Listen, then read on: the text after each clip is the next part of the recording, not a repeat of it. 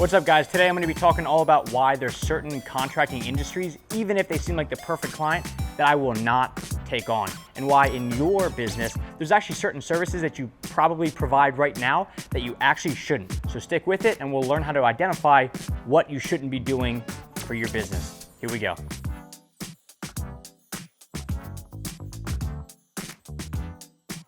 Hey guys, it's Logan with Contractor Growth Network, and today I'm going to give you 3 aspects of why I will not take on what's called a higher urgency contracting business. And here are the industries that I'm talking about. Roofing, can't do it. Fire restoration, or like any sort of restoration company, I won't take them on.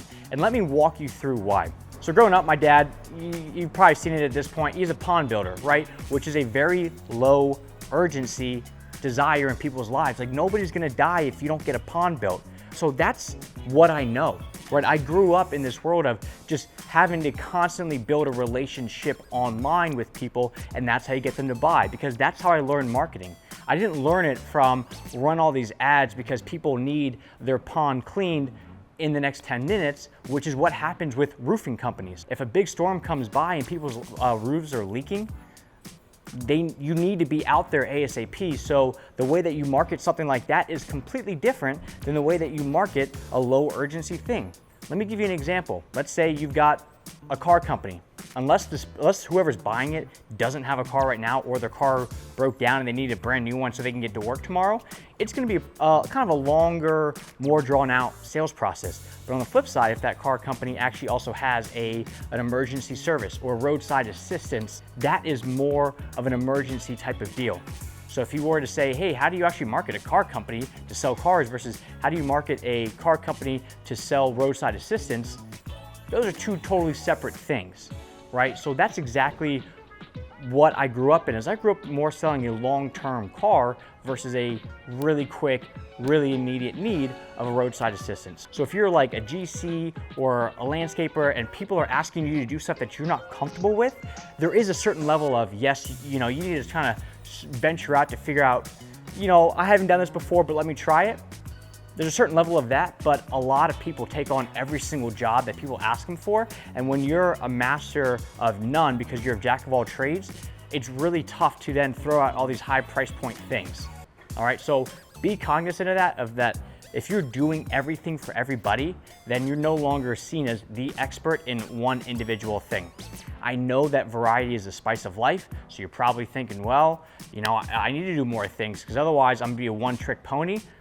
You can add variety to whatever service you're providing. So if you're a GC and you really just want to focus on bathrooms and kitchens, that's fine. You can add variety in the types of bathrooms and the types of kitchens that you do. Or you can add variety in the different, features you have, or the different customers that you like to go after. You can market high end and then also low end in 2 different ways. So you can have variety, but just don't venture out into unknowns just to chase a dollar, because a lot of times you're gonna end up way underbidding it and just getting screwed on the back end. So make sure you stick with what you know. I'm not saying don't venture out, nothing gained, nothing lost, but just be aware that sometimes sticking with what you know is gonna be the most steady Eddie way to grow a business. Number 2 reason why I no longer take on these high urgency industries is because I don't enjoy them as much. Let's talk about the difference of why people get their roof done versus why people get their kitchen remodeled. Roof, right? You have to get it done. It's leaking, it's gonna mess up the rest of the house. You have to do it. So from a marketing standpoint, I'm really going more for speed and immediate need and things like that, which is, to me, not as enjoyable as creating a website that shows the before and afters of some of these projects. Right? It takes a different kind of person, and it's a whole different kind of business model to run a roofing company versus a kitchen remodeling company. So I actually enjoy the kitchen remodeling side of things way more than the roofing side of things because it's just more visually appealing. Again, because I grew up in that. So the things that I know from my dad's pond company, I know the benefits and the aesthetics that come with ponds, and that's why people buy those sorts of things. So I've grown accustomed to understanding and really enjoying those things. So I personally just enjoy it way more dealing with the remodelers, landscapers, people that are stepping in and creating art more so the people that are stepping in and just fixing a base, a problem. And the problem is more so on this disaster happened, or the insurance company stepped in and said that they'll help me out, so I need to get my roof reshingled, things like that. So it's actually, I don't enjoy it as much. So if there's certain, like services that you provide that you just don't like that much, I mean, think about like, you probably have certain clients, right, that you go, oh, I don't want to deal with them. They're a pain in the ass, but it's money coming in the door. Once you fire those clients, and you're probably thinking to yourself, oh my God, how am I gonna make payroll? How am I gonna do this? Somehow, as long as you're doing the right stuff, the universe works itself out. That if you fire those clients that you don't like, well, it's gonna work itself out that more people that you do like, because now you're more of a streamlined business, start to fall into your lap. So by doing the right stuff, the world knows this. So it's gonna start to come in and bring in the right kind of clientele. So the services and the clients and things like that you don't actually enjoy doing, just get rid of them or outsource them or sub them out to somebody else so you can focus on the things that you do like. So for me, if you come to me and you're a roofing company, I know other marketing agencies that can help you. I won't be the one, I'll show you to somebody else because they're way more suited for this and I just don't personally enjoy it. And the last aspect of this is, why do I not work with some of these higher urgency, contracting companies, is because for me, I'm a big fan of cash flow. If you ever listen to Grant Cardone or some of these people, cash flow is like the lifeblood of a business. If you continuously have cash coming in, you can do stuff with it, right? But if you're all tied up and everything is sitting still, you're stuck.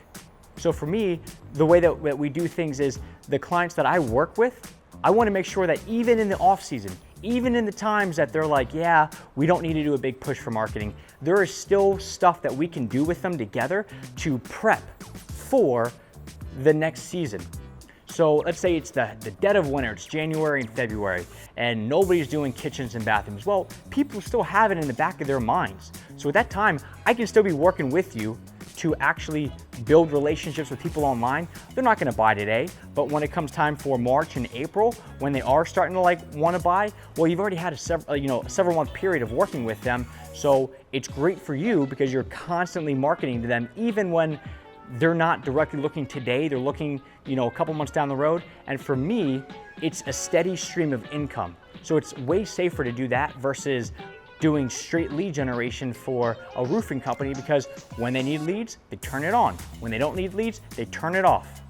And I don't want that. I don't want to always be in acquisition mode. I like the let's bring you in, and then that way it's a win-win, because even when your clients or the remodeling clients aren't buying new kitchens, there's still stuff that they should and need to be doing to continue to grow their company.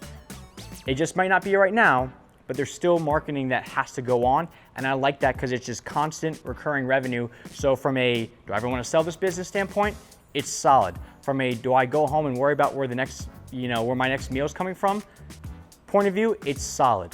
And that's what's going on with remodelers. There's a lot of remodeling companies and design, build, landscape companies. All they do is acquisition mode. Imagine if you did $1 million in business this year for your, let's say, landscape company, and half of it came from design, build, and half of it came from maintenance.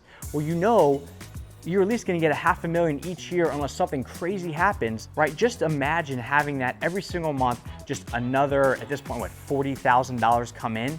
Recurring revenue is everything. And that is a big part of, for remodelers, figuring out what can you sell that's recurring.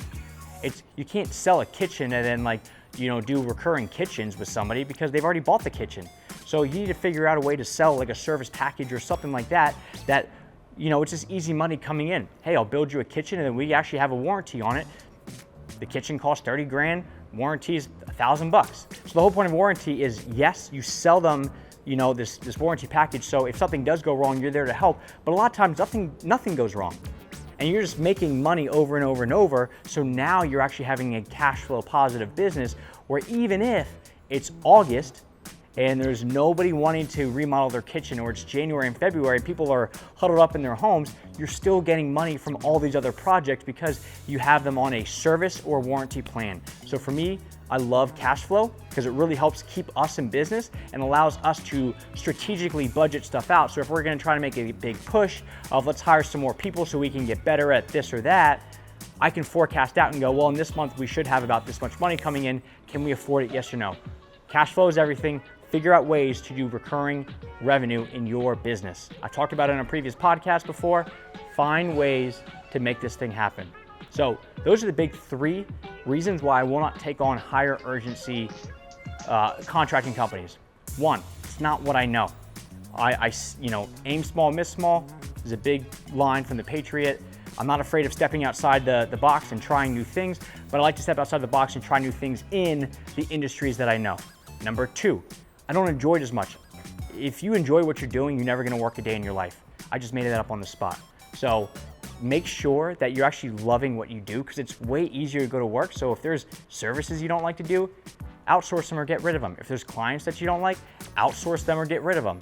Same deal. And number 3, figure out ways to get recurring revenue, because for us, the lower urgency companies are way easier to create recurring revenue systems, because even in the downturn of an economy, let's say people aren't buying kitchen remodels, there's other things that we can do together. And because we've been working so long and not in a turn it on, turn it off situation, we're gonna figure it out together. So those are my big 3. Do me a favor, hit the like button on this video if you thought this brought you any value at all, even if it was one little thing, helps out the YouTube algorithm a lot.